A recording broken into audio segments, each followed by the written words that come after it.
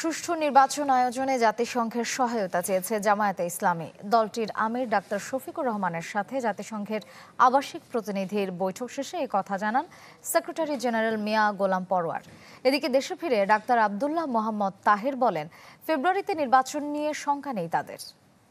বাছাইকৃত কাঁচামাল ও স্বয়ংক্রিয় ইউরোপিয়ান মেশিনে তৈরি হয় all time honeycomb, all time healthy life. রাজধানীর বসুন্ধরায় জামাত আমির ডাক্তার শফিকুর রহমানের সাথে জাতিসংঘের আবাসিক প্রতিনিধি গোয়েন লুইসের বৈঠক, যেখানে আলোচনা হয় জাতীয় নির্বাচন, সংস্কার, রোহিঙ্গা সংকট সমাধান সহ বেশ কিছু বিষয়ে। পরে ব্রিফিংয়ে দলটির সেক্রেটারি জেনারেল জানান, বিশ্বাসযোগ্য নির্বাচন আয়োজনে জাতিসংঘ সহযোগিতা করবে বলে প্রত্যাশা তাদের। 2026-এর ফেব্রুয়ারিতে সম্ভব জাতীয় নির্বাচন সুষ্ঠু নিরপেক্ষভাবে যেন হতে পারে সে ব্যাপারে ওনারা সহযোগিতা করবেন। আমাদের রিফর্ম, আমাদের জুলাই চার্টার, এগুলোর মধ্য দিয়ে একটা ন্যাশনাল কনসেনসাস তৈরি হলে নির্বাচনটা যে নিরপেক্ষ হতে পারে সে ব্যাপারে সুন্দর মত বিনিময় হয়েছে।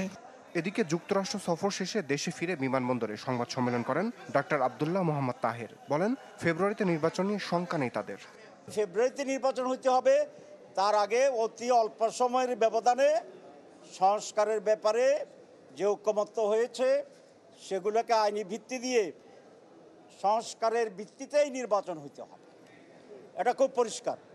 যারা সংস্কার বাস্তবায়নে বাধা দিচ্ছেন অথবা সংস্কার বাস্তবায়ন করতে গিয়ে সরকারের পক্ষ থেকে যে ডিলে করা হচ্ছে, কোনো কারণে নির্বাচন যদি ক্ষতিগ্রস্ত হয় তাদেরকে জাতির কাছে এই দায়িত্ব নিয়ে জবাবদিহি করতে হবে।